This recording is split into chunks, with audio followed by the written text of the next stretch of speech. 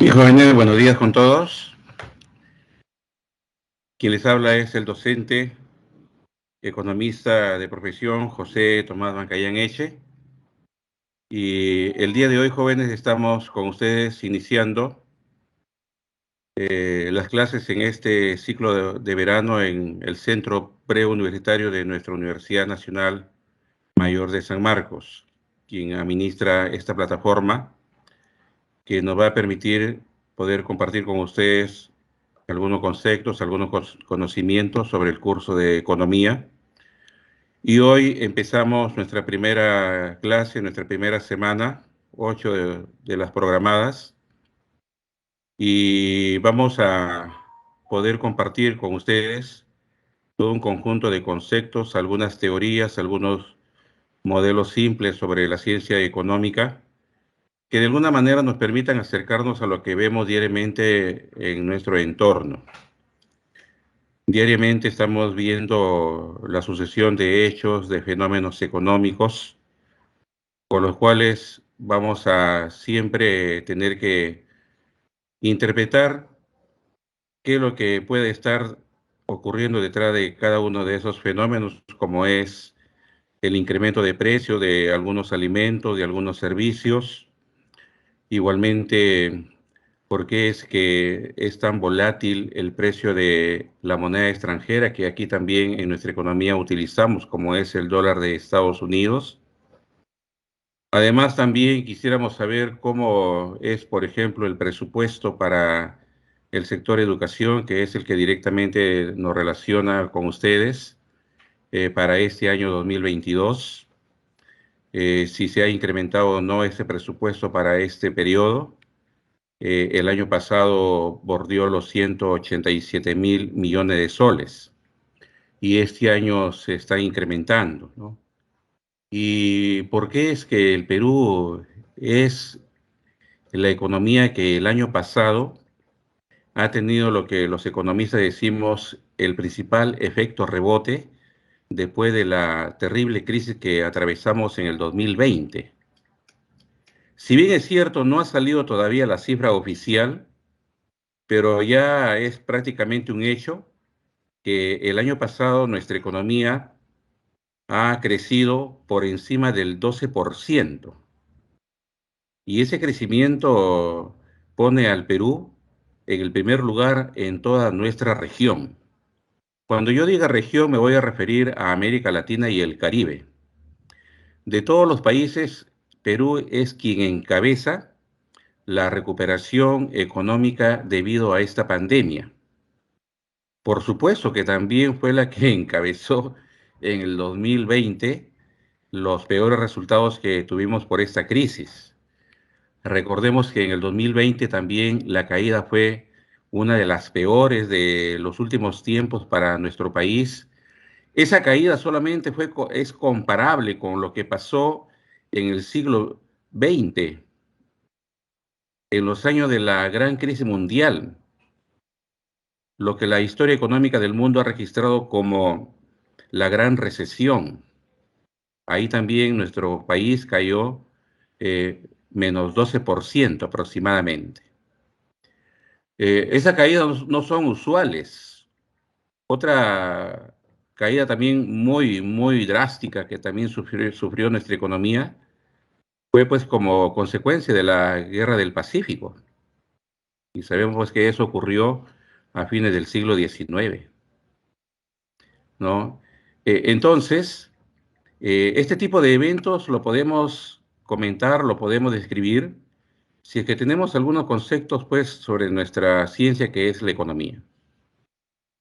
Eso es lo que hoy vamos a compartir. Solamente quisiera que me confirmen si están viendo el material que vamos a utilizar. Alguien que por favor brevemente utilice su micrófono para que podamos confirmar si están viendo la imagen del material. Sí se puede ver. Gracias, gracias. Sí se ve, Bueno, profesor. entonces vamos a continuar. Vamos a continuar. Muchas gracias. Bien, como es usual, al trabajar con una ciencia como la economía, empezamos dando una definición. Por supuesto que no va a ser la única, prácticamente cada libro que usted revise sobre economía básica, economía general, el autor de ese libro va a dar su propia definición. Sin embargo, una de las que más comparten los teóricos, ¿no?, los economistas, es esta en donde voy a textualmente no, vamos a ver esta definición y empieza diciendo pues que la economía es una ciencia social, porque los hechos, los fenómenos económicos es el resultado de la interacción de las personas, de los seres humanos. No es resultado de interacción de algún otro ser vivo que no sea el ser humano o de hechos que por las mismas fuerzas y leyes de la naturaleza pueden ocurrir también en nuestro entorno. Eso es algo fundamental, ¿no?, de la economía como ciencia, ser considerada dentro del grupo de las ciencias sociales, al igual que la historia, ¿no?, al igual que la sociología, la antropología, el derecho, etcétera. Ahora, lo que también la mayoría de economistas concuerda es que la economía como ciencia debe de abocarse para poder administrar el problema de la escasez. Y ese problema de la escasez implica que hay pues recursos que son bastante limitados. Limitados los recursos de la naturaleza. Es cierto que por ahora tenemos algunas reservas de ciertos recursos que encierra la naturaleza, principalmente recursos mineros, pero eso no es pues algo que lo vamos a tener de manera ilimitada. Nuestra reserva de cobre, oro, zinc, hierro, por su propia explotación, va disminuyendo y en algún momento se van a tener que agotar. Si revisamos, por ejemplo, los países europeos, ellos ya prácticamente no tienen estos recursos, porque ya los agotaron. Su propia industrialización que emprendieron desde el siglo XIX y sobre todo el siglo XX, ha hecho pues que agoten sus recursos naturales, sobre todo productos mineros como el carbón, el hierro y otros. Entonces esa es una muestra que en algún momento se acaban esos recursos. Igualmente también los recursos de capital. Tenemos escasez de recursos de capital. Los recursos de capital se plasman en lo que una economía debe de disponer, que es infraestructura. Puentes, caminos, carreteras, puertos, aeropuertos, infraestructura productiva y también social. No tenemos en abundancia esa infraestructura que puede ser considerado como recursos de capital. Se estima que en el caso concreto del Perú tenemos un enorme déficit en infraestructura que bordea los 200.000 millones de dólares. Jóvenes, 200.000 millones de dólares es más o menos lo equivalente a lo que el Perú produce durante todo un año. Ese es el monto que se requiere para poder de alguna manera nivelarnos en cuanto a infraestructura. Por eso es que ahí se puede también notar el concepto de escasez. Y por supuesto también la escasez de recursos humanos, porque hoy en día no vamos a decir que no hay escasez de recursos humanos si solamente contabilizamos cuántos son los habitantes en un país, en una economía. No, el recurso humano tiene que estar preparado para poder participar en las actividades económicas. Y hoy en día la mayoría concuerda que el recurso humano, la población, para que se pueda insertar de manera adecuada en la economía para desarrollar actividades, tiene que tener una buena educación y una buena salud. De lo contrario, no estamos generando capital humano si es que no se invierte en esos dos sectores. No es solamente cantidad, no es solamente que digamos, no, pero si somos 33 millones de peruanos y peruanas aproximadamente. No, no, eso no garantiza un adecuado capital humano. Hoy en día el capital humano se mide por cuánto puede aportar en la producción, los niveles de productividad, su eficiencia, su eficacia, su preparación para poder generar riqueza. Así que todo eso es escaso, pues. Por eso es que calza bien esta definición en que la economía, pues, debe de administrar este problema central que es la escasez. Y porque las necesidades, sí, pues, se van incrementando. En la medida que la sociedad avanza, el número de necesidades es cada vez mayor. Y por eso es que ahí se da esta situación, esta disyuntiva entre necesidades ilimitadas y recursos que son limitados. Eso es lo que vamos a llamar el problema económico, que a lo largo de estas 8 semanas iremos dando todo un conjunto de teorías, de algunos modelos sencillos, breves, para procurar entender cómo en una sociedad se trata de resolver este problema, el problema de la escasez. Por eso es que ahí vamos a señalar que dentro de los principios básicos, la economía, por ser una ciencia, debe de tener su objeto de estudio y su método de estudio. El objeto de estudio para una ciencia es pues lo fundamental, lo más importante a lo que esa ciencia debe estar abocado. Así como la biología dice que su objeto de estudio es el estudio de la célula, ¿no? O en el caso de la psicología, su objeto de estudio es la conducta humana, o para el derecho, que es una ciencia social, su objeto de estudio es la norma jurídica, las leyes. La economía también tiene su objeto de estudio. ¿Y cuál es ese objeto de estudio? La actividad económica. Esas actividades económicas que aquí las vamos a ir describiendo y desarrollando en las diferentes sesiones, porque a lo largo de estas 8 semanas vamos a ir hablando de la producción, y la producción ya es una actividad económica. Igualmente la distribución de la riqueza, la circulación que genera los mercados en toda sociedad, o tal vez la inversión. Esas son actividades económicas. Ese es el objeto de estudio de la ciencia económica. Dichas actividades que los seres humanos desarrollan. Ahora, una vez que la ciencia, porque no solamente esta regla es para la economía, sino para cualquier ciencia, cuando la ciencia identifica su objeto de estudio, ¿cuál es lo más importante? ¿Cuál es lo fundamental? Va a venir lo otro, el método de estudio.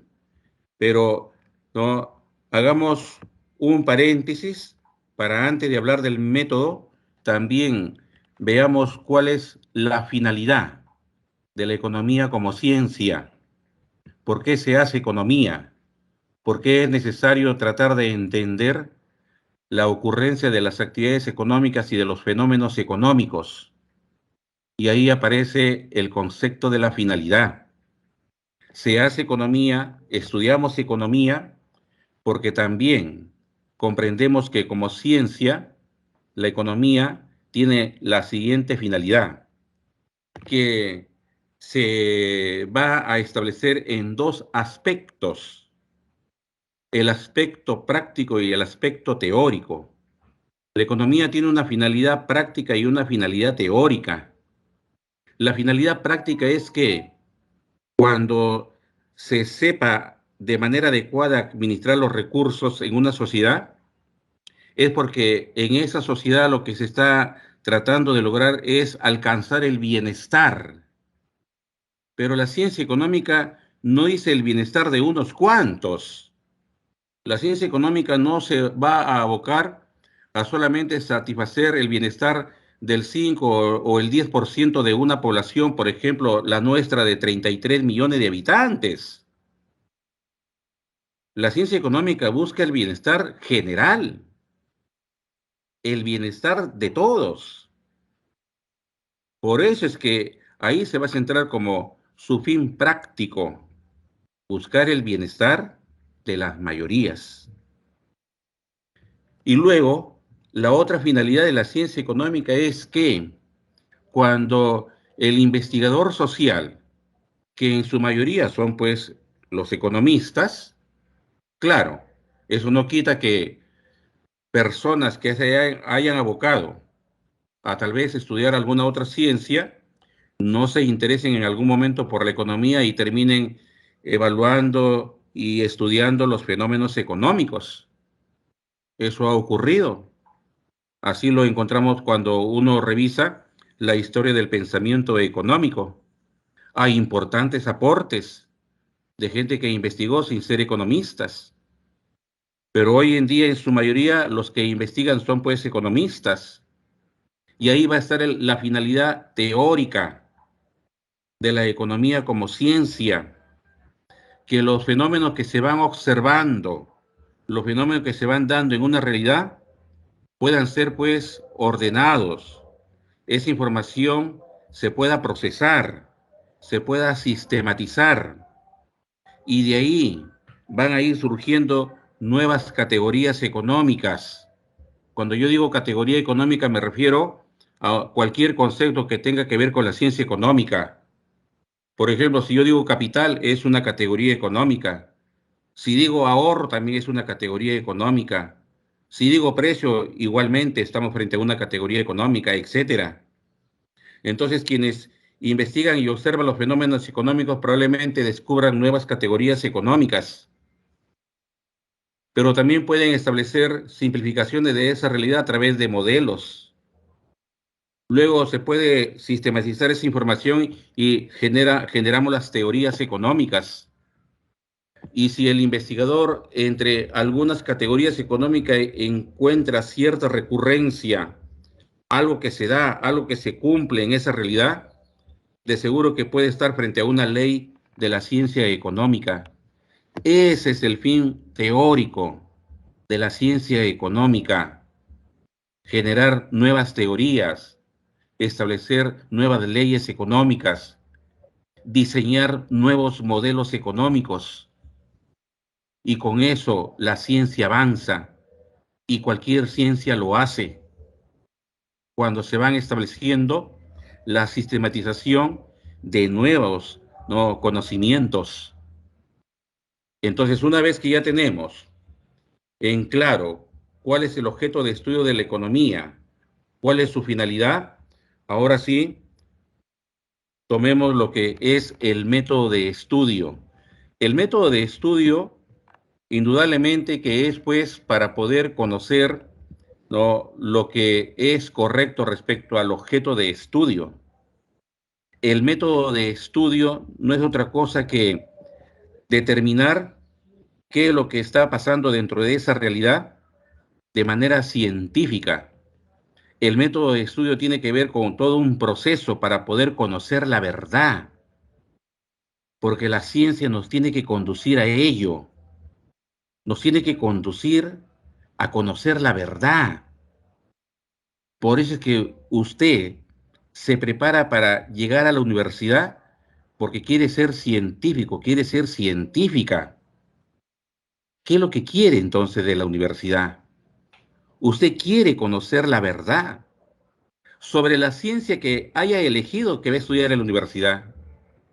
Porque no todos, no, seguramente van a querer ser economistas.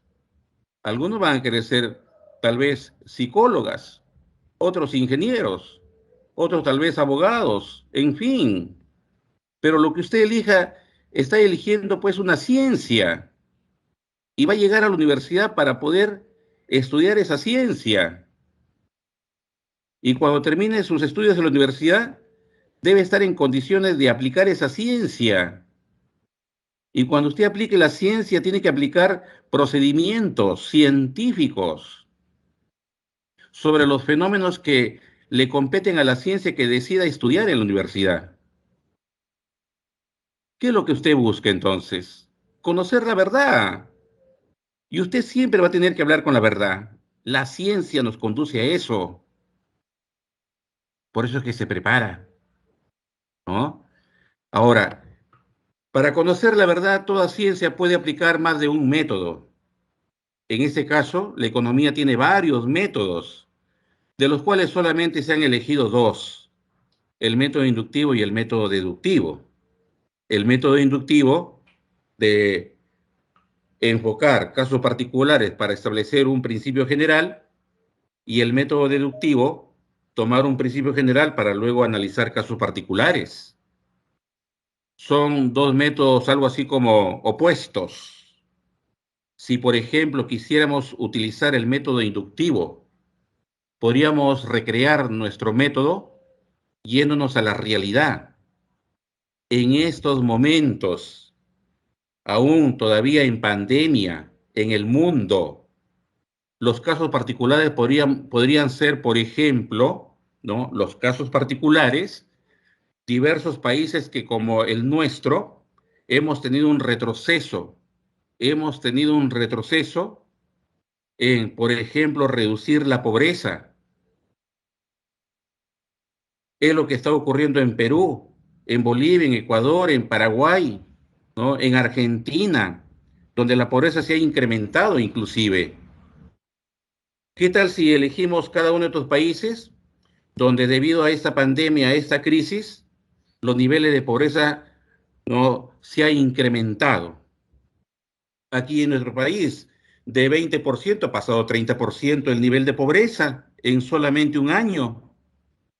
Entonces, ellos pueden ser en otros casos particulares, los diferentes países donde la pobreza se ha incrementado. ¿Qué hace el investigador social con esos casos particulares? Los tiene que estudiar, los tiene que analizar, los tiene que comparar para ir determinando si de repente entre esos casos particulares donde se ha incrementado la pobreza, podemos tal vez encontrar alguna similitud, situaciones que pueden ser repetitivas o recurrentes en esas realidades. Lo que se está tratando es de establecer tal vez un principio general, lo que implicaría que al tentar determinar un principio general es como si estuviéramos buscando establecer una ley. Y ese es el método inductivo, coger varios casos particulares para tratar de ver alguna similitud o algo que pueda entre esos casos particulares repetirse y llevarlo a un planteamiento ya que siempre se va a dar bajo esas condiciones. Y eso sería el principio general. Y con eso estamos aplicando el método inductivo. Casos particulares para establecer un principio general. Ahora, el método deductivo. El método deductivo, caramba, ya es tomar una ley, un principio general, para luego compararlo en casos particulares. Caramba, en o en el 2021, año que acaba de terminar, no solamente ha sido una situación en el Perú, sino es un fenómeno internacional, el incremento de precios. Nosotros hemos terminado el 2021 con 6,43% de inflación y algo similar está pasando en Estados Unidos, en Europa y en muchos países, sobre todo en América Latina. Inflación en Brasil, en Argentina, etcétera. Caramba, y eso se sabe que se va a dar. Era el riesgo que las economías no tenían que asumir si es que después de un mal año, un pésimo año para las economías del 2020, iban a tratar de reactivarse. Y una reactivación implica un mayor consumo, una mayor demanda. Y ahí no está la ley de la oferta y la demanda como principio general para aplicar nuestro método deductivo. ¿Qué dice la ley de la oferta y la demanda? Que frente a una mayor demanda los precios tienen que subir. Los precios iban a subir. Era un riesgo en esa búsqueda de la reactivación de la economía mundial. Y eso es lo que se ha presentado. Lo que estamos haciendo es solamente corroborar una ley de esta sociedad capitalista, porque esta es una ley de este sistema económico. Ahí se aplica el método deductivo, ¿no? Y entendemos por qué es que hay inflación en Perú, por qué es que hay inflación en Brasil, en Estados Unidos, etcétera. Aplicamos el método deductivo, ¿no? Esos son los dos principales métodos que se pueden utilizar cuando queremos evaluar los fenómenos dentro de una realidad. El problema de la escasez, ya lo hemos anunciado, el problema de la escasez es cuando se tiene muchas necesidades y pocos recursos. Ya hemos indicado a qué se debe esto, ¿no? El costo de oportunidad es parte de cómo podemos resolver el problema económico que es la escasez, porque si bien es cierto, los recursos son limitados, hay que saber elegir.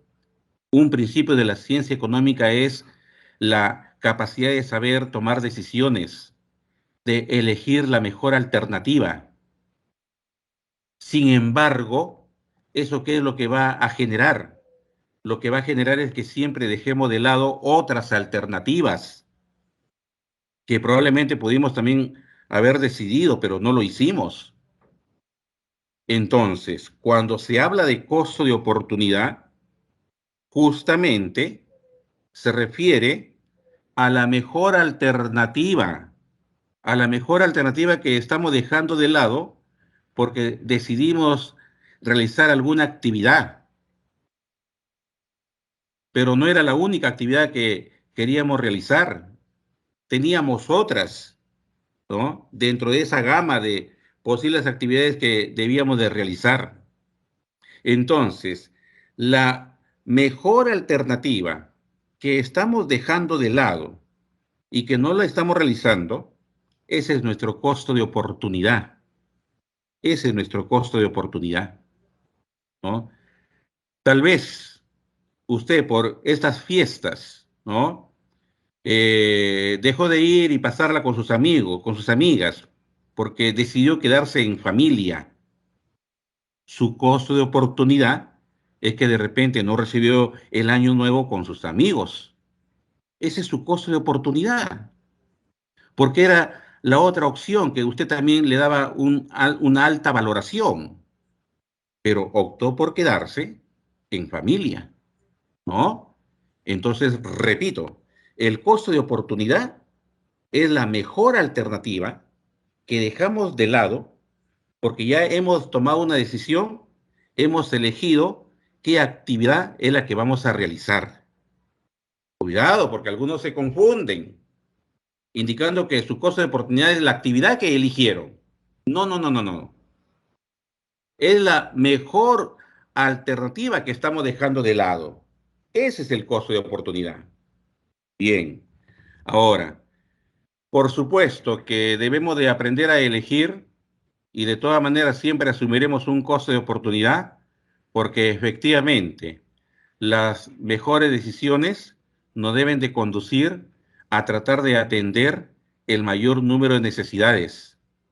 Y las necesidades, pues, que aquí vamos a establecer son las que directamente nos compete, las necesidades humanas, porque este es un enfoque, como diríamos en teoría, es un enfoque microeconómico, lo de las necesidades humanas. Directamente se refiere a la persona, pero si queremos evaluar las necesidades en términos macroeconómicos, también tendríamos que hablar de las necesidades de otros agentes económicos, y no solamente de las familias, sino también de las empresas, del gobierno, del resto del mundo, que también tienen necesidades. Pero aquí nos vamos a enfocar solamente de las necesidades de las personas, de las familias. Y pues toda necesidad es esa sensación de carencia que debemos de cubrir, o por lo menos tratar de cubrir. Ahora, las necesidades no, usualmente se clasifican de esta manera.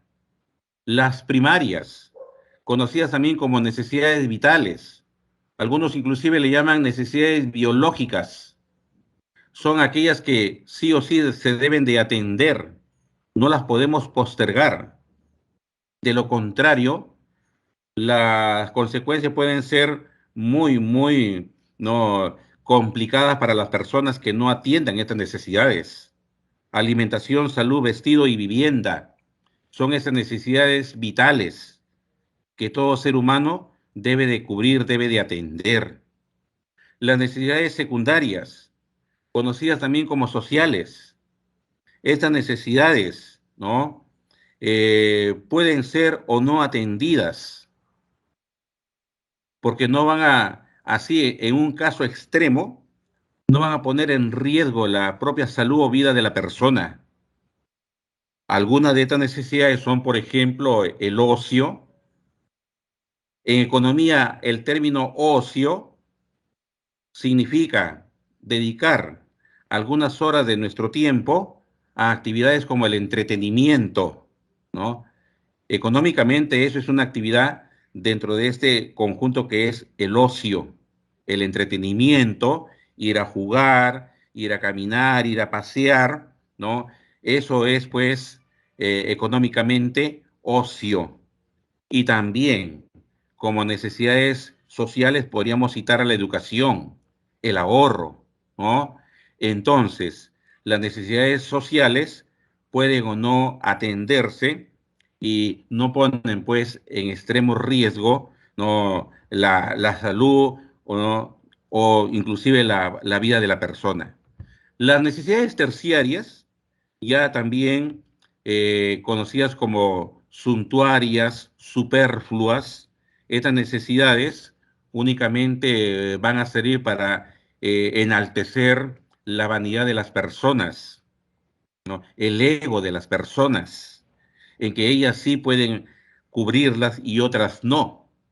La mayoría de las personas no puede acceder y atender estas necesidades, porque ya tienen que ver con la adquisición de bienes o el uso de servicios que requiere de cierta solvencia económica para poderlas cubrir, ¿no? Joyas,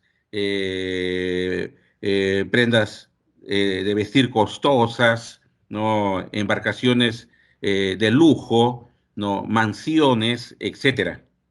Esas son necesidades suntuarias, superfluas, que repito, únicamente las personas que pueden acceder a ellas las atienden para poder de alguna manera no enaltecer pues su vanidad o ese tipo de situaciones que solamente es atendida por personas o familias de alta solvencia económica. Ahora, los bienes, concretamente vamos a decir, objetos que van a satisfacer las necesidades de las personas. Para que un objeto sea considerado un bien, debe de cumplir con las siguientes características. Primero, el bien es un no, objeto, algo material, algo que tiene consistencia, algo que va a ser percibido por nuestros sentidos. No es como el caso de los servicios.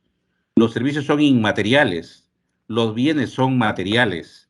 Y ahí está el ejemplo que se toma en cuenta, ¿no? Un par de zapatos es un bien porque vamos empezando por esta característica que sí cumple.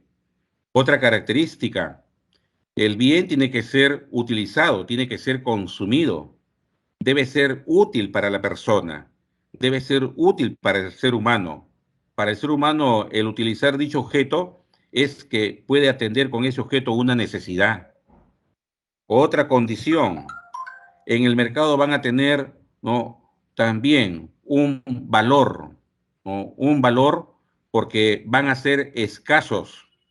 Por eso es que todos los bienes, ¿no? que cumplen estas condiciones terminan siendo en casi su totalidad los denominados bienes económicos, porque encierran un valor y ese valor está relacionado al tema de la escasez. Y lo otro, la siguiente característica ya es que todo objeto llamado bien es materia de transacción en los mercados, ¿no?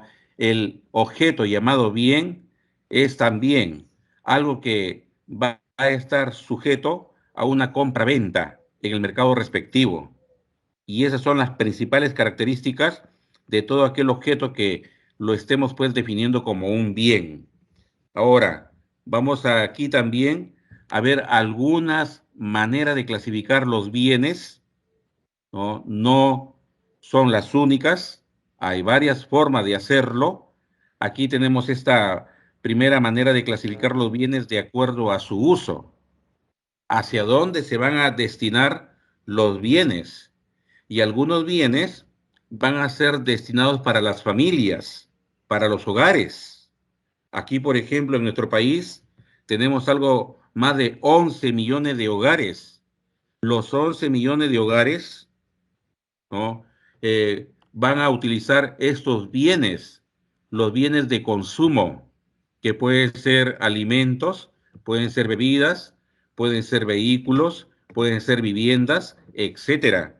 Todos ellos son bienes de consumo, porque de acuerdo a su uso van a ser utilizados por las familias.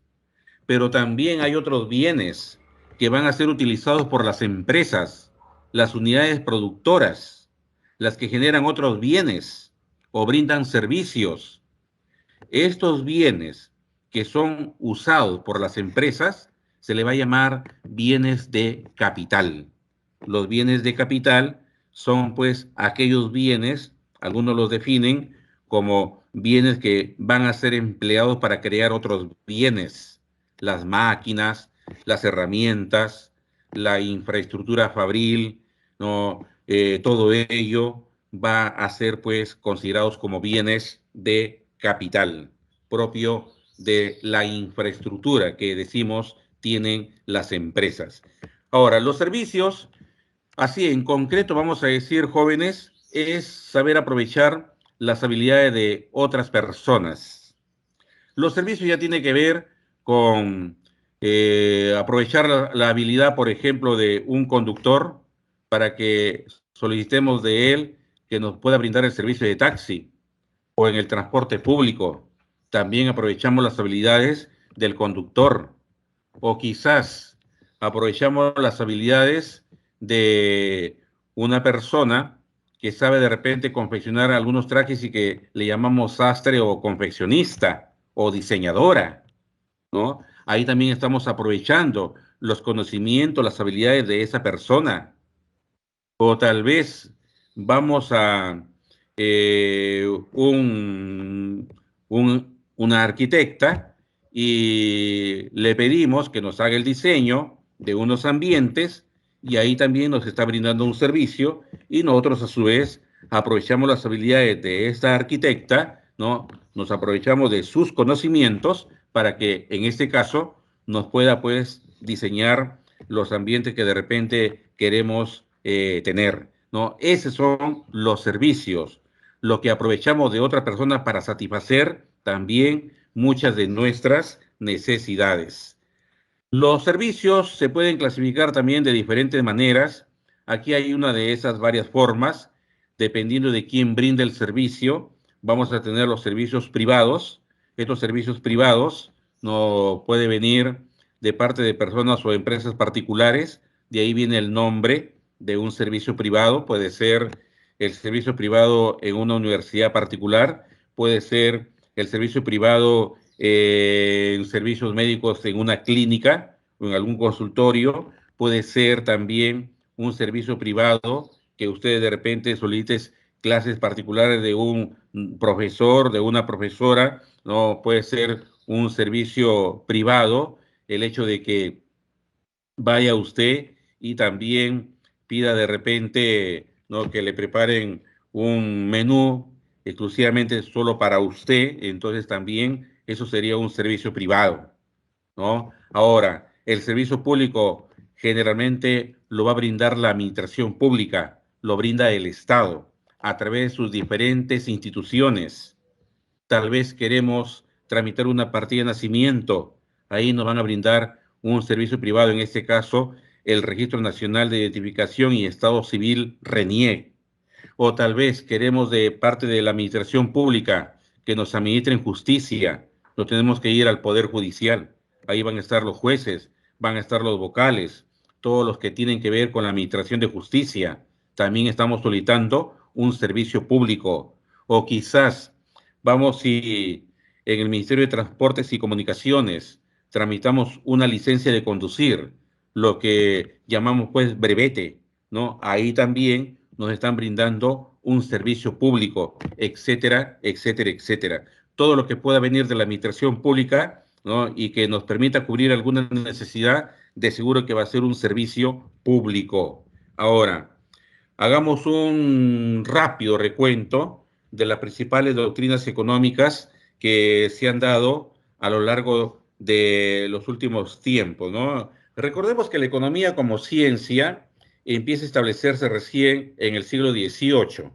Sin embargo, antes de ese periodo, ya teníamos algunos investigadores, ¿no?, que les interesó poder evaluar, analizar algunos fenómenos económicos de esa época, de su tiempo, y fueron estableciendo algunas ideas que algunos aún no las consideran científicas porque son ideas así, digamos, esporádicas o que terminaban siendo resultado de ejercer algún cargo público, porque varios de estos personajes que nos han dejado algunas de estas ideas previo a la etapa científica de la economía como ciencia han estado vinculados a los gobiernos, han estado vinculados a alguna función pública y tenían información a la mano sobre algún hecho o fenómeno económico. Fue el caso de los mercantilistas. Los mercantilistas, siglo XV al XVIII, estas ideas aún muchos no le dan crédito de ser parte de la ciencia económica. Los consideran como ideas precientíficas a lo que hoy es la ciencia económica. Los mercantilistas, ellos pues tuvieron algunas ideas muy importantes que luego fueron la base para que los teóricos liberales, los teóricos clásicos, pudieran ya sistematizar esas ideas y la economía prácticamente de manera oficial recién vaya abriéndose paso como ciencia. ¿Cuáles fueron algunas de estas ideas de los mercantilistas? Ellos, por ejemplo, señalaban que un país podía llegar a ser grande, sobre todo no tener cierto poder económico, si es que lograba acumular los metales preciosos como el oro y la plata. Fue una idea central de los mercantilistas. Y esta acumulación del oro y la plata tenía que ser resultado de que el país tuviera una llamada balanza comercial favorable. ¿Qué es la balanza comercial? Más adelante lo vamos a aclarar, pero podríamos adelantar diciendo que es un registro contable donde se anota lo que un país vende y lo que un país compra del mundo, el comercio. Entonces los mercantilistas sostuvieron que para que un país pudiera acumular el oro y la plata, esa balanza comercial siempre tenía que ser favorable a dicho país. Lo que vendiese al mundo fuese mayor a lo que comprase, y de esa manera iba a entrar más oro de lo que tenía que salir, y de esa forma se podía garantizar la acumulación de este metal y también de la plata. Una idea central del mercantilismo. Y claro, estos mercantilistas, como precursores de las ideas, ¿no?, económicas, sostenían que pues los países que siempre debían tener ese favoritismo en el comercio internacional tenían que ser pues los llamados países centrales, las llamadas metrópolis, ¿no? Porque también estos teóricos estuvieron vinculados pues a los gobiernos de estos países. Me refiero a Inglaterra, Francia, España, Portugal, ¿no? Italia, Holanda, ¿no? Siglo XV, XVI, XVII, eran las primeras economías del mundo. Entonces, estos países, para poder consolidar su poder económico, el comercio le debía siempre favorecer, sobre todo con aquellos otros países que ellos consideraban eran sus colonias.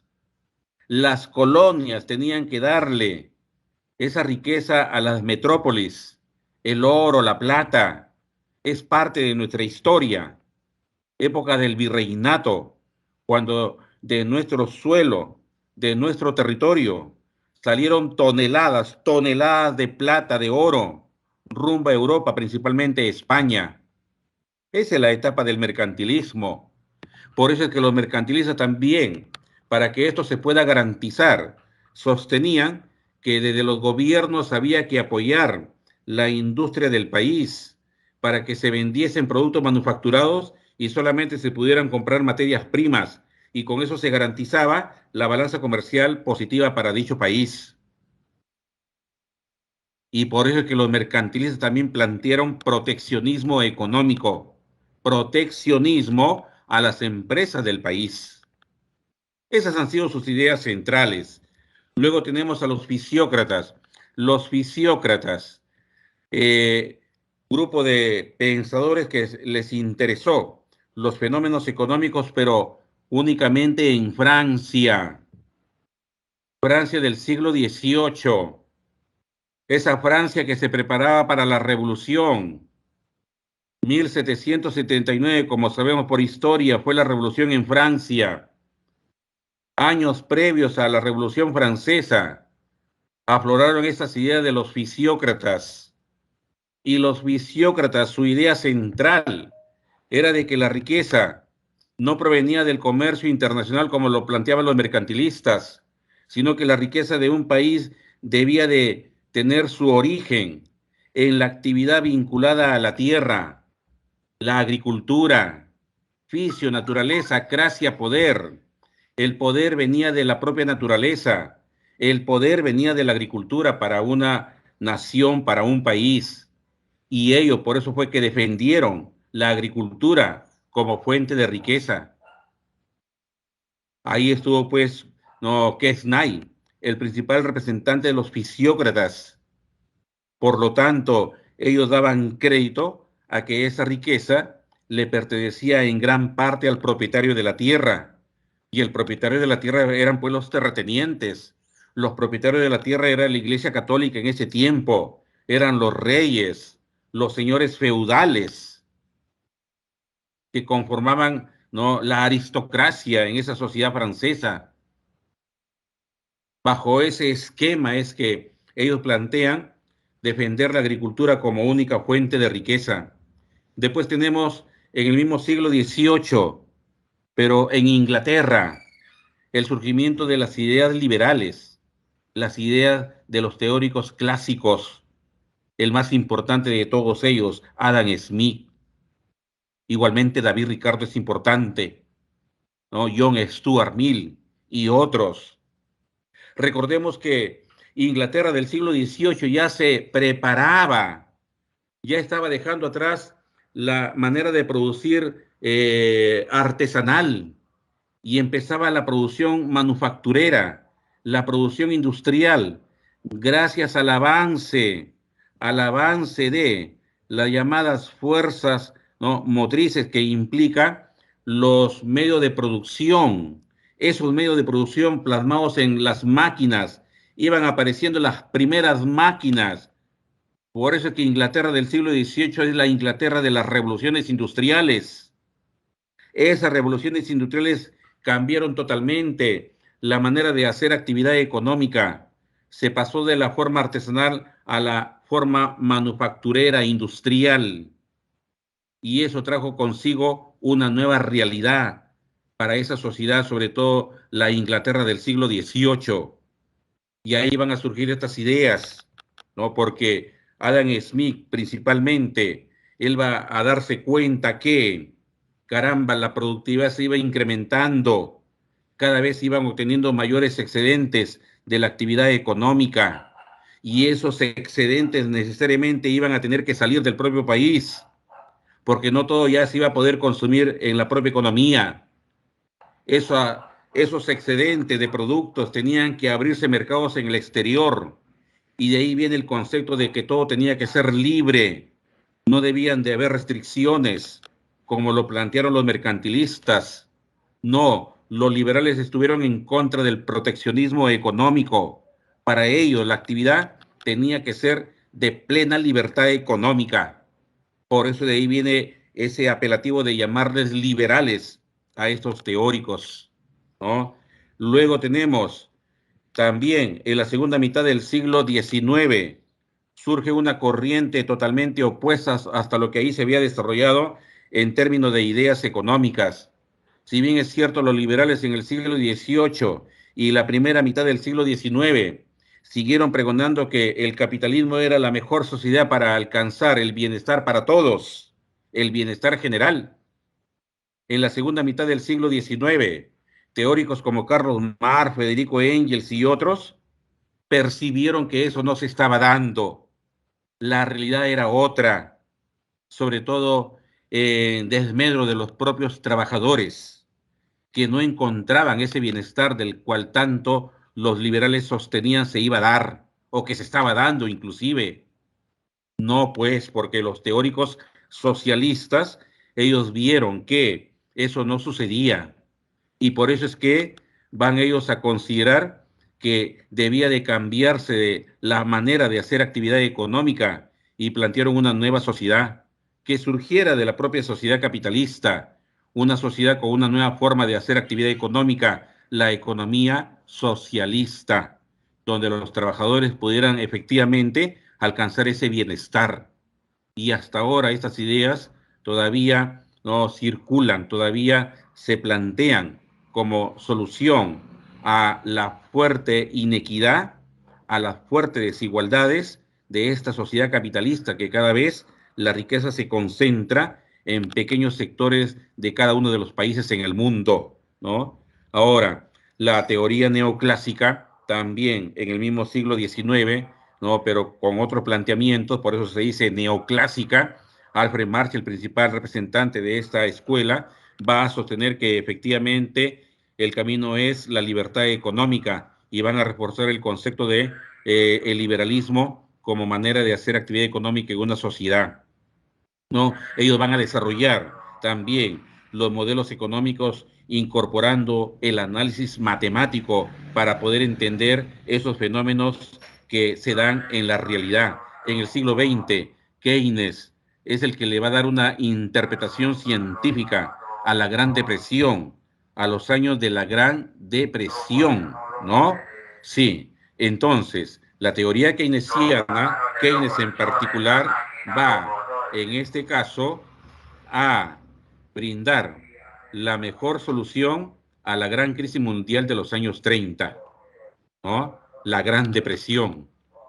Y las medidas que recomendó Keynes, los gobiernos lo empezaron a implementar en su país, Inglaterra y también en Estados Unidos, que fueron las economías más afectadas por la Gran Depresión de los años 30.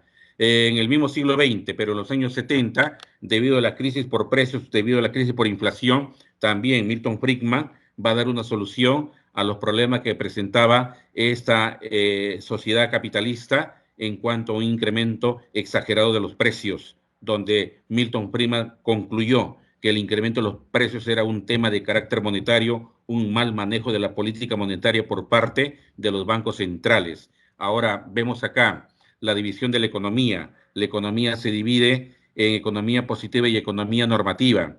La economía positiva es la parte en sí teórica, la economía normativa es de la aplicación de esas teorías. Por eso es que la economía positiva se divide en economía descriptiva y teoría económica, y la teoría económica en micro y macro, mientras que la economía normativa es lo que deben de hacer los gobiernos, los estadistas, los gobernantes, implementar políticas económicas para resolver los problemas. Eso es lo que hace, pues, en esta parte la ciencia económica.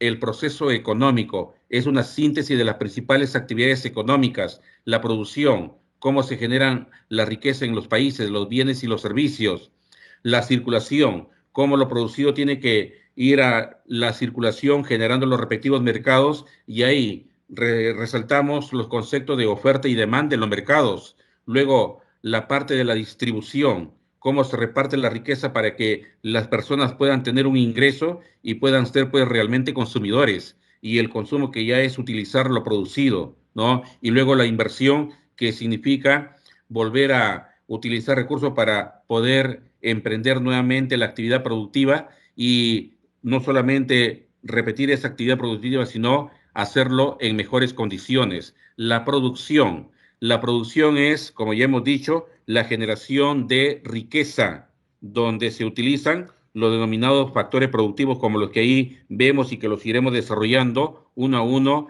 en el transcurso de las siguientes sesiones. Ahí están los factores de la producción, originario, derivado, complementario, repito, esto lo seguiremos viendo en otro momento. Y los sectores productivos es la manera de segmentar una economía, los tres principales, primario, secundario y terciario. El primario es la actividad extractiva, el secundario son las industrias y el terciario la prestación de servicios. Lo que toda empresa hace es también utilizar recursos y eso le genera los llamados costos de producción. Los costos de producción, que algunos van a ser considerados fijos, por ejemplo, cuando se alquila un local para producir, ¿no? O el mantenimiento de las máquinas son, por ejemplo, costos fijos para una empresa y lo que se utiliza para desarrollar en sí la actividad productiva como es, ¿no? Las materias primas, los insumos, la energía, eso es costo variable porque, como su nombre lo dice, va a ir cambiando en función a lo que una empresa quiera producir o cuánto quiera producir. Y la suma del costo fijo más el costo variable nos da el costo total, ¿no? Nos da el costo total. Bueno, estos conceptos los vamos a ir ampliando en las siguientes sesiones que iremos pues desarrollando. Jóvenes, ahí están las respuestas a los cuestionarios que a ustedes se les entrega, cotéjenlo, ¿no? Usted intente primeramente resolverlo sin ver estas respuestas. Y bueno, aquí nada más quiero quedarme. Gracias por su participación. Vamos a continuar en la siguiente sesión, ¿no? Ampliando los conceptos que en esta parte introductoria hemos desarrollado. Que tengan buen día, ¿no? Gracias. Hasta luego.